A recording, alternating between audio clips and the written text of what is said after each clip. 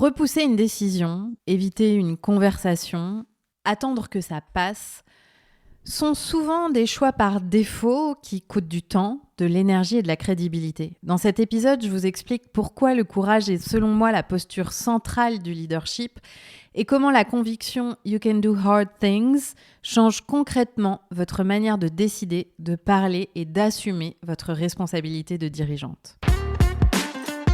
Bienvenue sur Sensé, le podcast des femmes leaders à écouter pour réussir avec confiance et sérénité sans jamais sacrifier votre bien-être. Je suis Jenny Chamas, fondatrice de Coach Happy, master coach et mentor.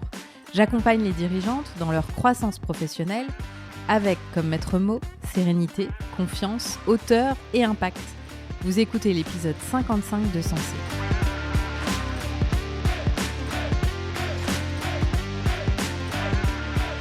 Bonjour chers leaders, ravie de vous retrouver pour un nouvel épisode avec, pour la première fois, un titre en anglais.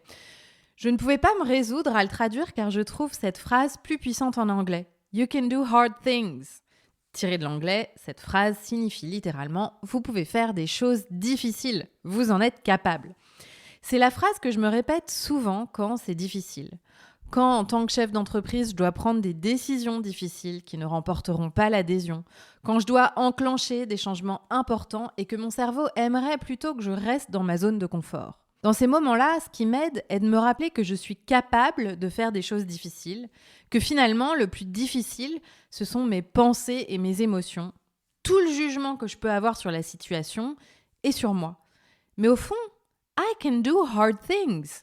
Puis je me rappelle que par le passé, j'ai déjà fait des choses difficiles, quitter un job, monter une boîte, ne pas avoir d'assurance que ça marche, j'ai eu des enfants, je suis partie en expatriation.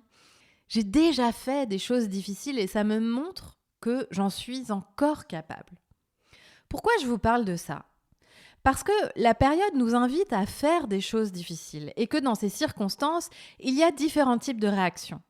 Il y a l'attentisme, croiser les doigts pour que ça passe et laisser la situation se dégrader à petit feu et finalement risquer que ce soit bien pire demain qu'aujourd'hui. Il y a la peur de ne pas en être capable, savoir qu'il faut changer, transformer, bouger, mais se sentir bloqué et drivé par la peur et finalement ne rien faire. Et puis il y a le courage.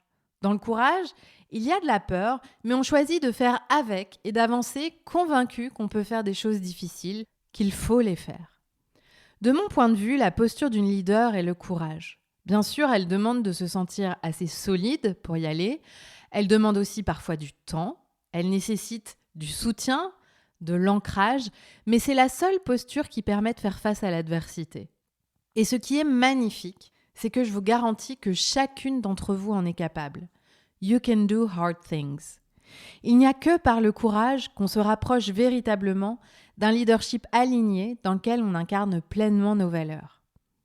Demandez-vous si vous étiez convaincu que vous êtes capable de faire des choses difficiles, qu'est-ce que ça changerait ? Qu'est-ce qui serait différent dans vos conversations, dans votre posture, dans vos décisions, si vous aviez le courage de faire ce qui vous semble nécessaire ? Posé à l'inverse, combien de conversations, de décisions, de prises de parole avez-vous évité parce que c'était trop dur, parce que vous aviez trop peur ? Je coach assez de femmes pour savoir qu'il y en a pour chacune d'entre nous de nombreuses fois où on a eu juste trop peur. Ne pas oser demander, ne pas oser négocier, ne pas oser décider. Et qu'est-ce que ça vous coûte à votre avis ? À côté de quoi passez-vous ? Qu'y a-t-il de l'autre côté du courage quand on fait des choses difficiles ?